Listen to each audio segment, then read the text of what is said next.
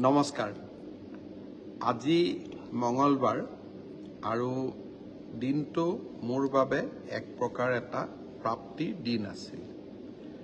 আমাৰ সকলোৰে মনত আছে 2021 চনৰ মে' মাহত ইনফেক্ট 10 মে' তাৰিখে মই শপত গ্ৰহণ কৰিছিলোঁ।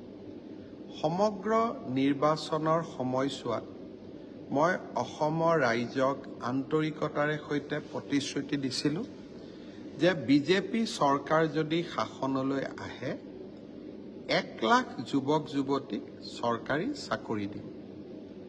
কোনেও বিশ্বাস কৰা নাছিলে। বিজেপি নিৰ্বাচনত বিজয়ী হ'ল, কোভিড আহিলে। সংকটৰ মাজত থাকিও সেই প্ৰতিশ্ৰুতি মই পাহৰা নাছিলোঁ। এটা সময় হৈছিল যে বিৰোধী পক্ষৰ বিধায়ক, বিশেষ এজন বিধায়কে 1 লাখ চাকৰি আমি দিব নোৱাৰিম বুলি ভাবিয়ে মাজে মাজে এনেকুৱাও কথা কৈছিল যে আমি এতিয়া আন্দোলন কৰিম, 1 লাখ চাকৰি চৰকাৰে কিয় দিয়া নাই।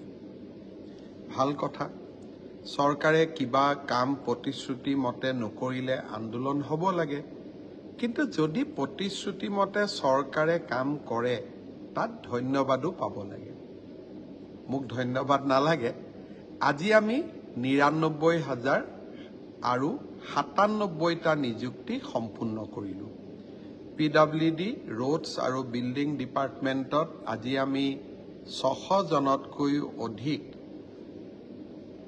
জুনিয়ৰ ইঞ্জিনিয়াৰক নিযুক্তি দিলোঁ আৰু ৮১২ গৰাকী নাৰ্ছক নগাঁও, কোকৰাঝাৰ, নলবাৰী আৰু তিনিচুকীয়া মেডিকেল কলেজত আমি নিযুক্তি দিলোঁ।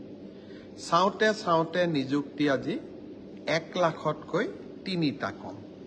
মই নিশ্চিত যে এই মাহত নহ'লে অহা মাহত আমি 1 লাখ নিযুক্তি সম্পূৰ্ণ কৰিম।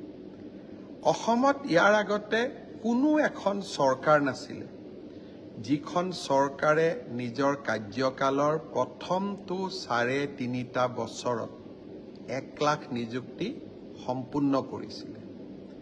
এটাও হাইকোৰ্ট হোৱা নাই, দুৰ্নীতিৰ অভিযোগ অহা নাই আৰু অসমৰ দুখীয়া আৰু মধ্যবিত্ত শ্ৰেণীৰ লোকে চৰকাৰী চাকৰি প্ৰথমবাৰৰ বাবে পাবলৈ সক্ষম হৈছে। এতিয়া মোৰ লক্ষ্য অনাগত দিনত আৰু 50,000 নিযুক্তি সম্পূৰ্ণ কৰিব পাৰোঁ নেকি। চেষ্টা অব্যাহত থাকিব। মই মোৰ কাম কৰি গৈ থাকিম।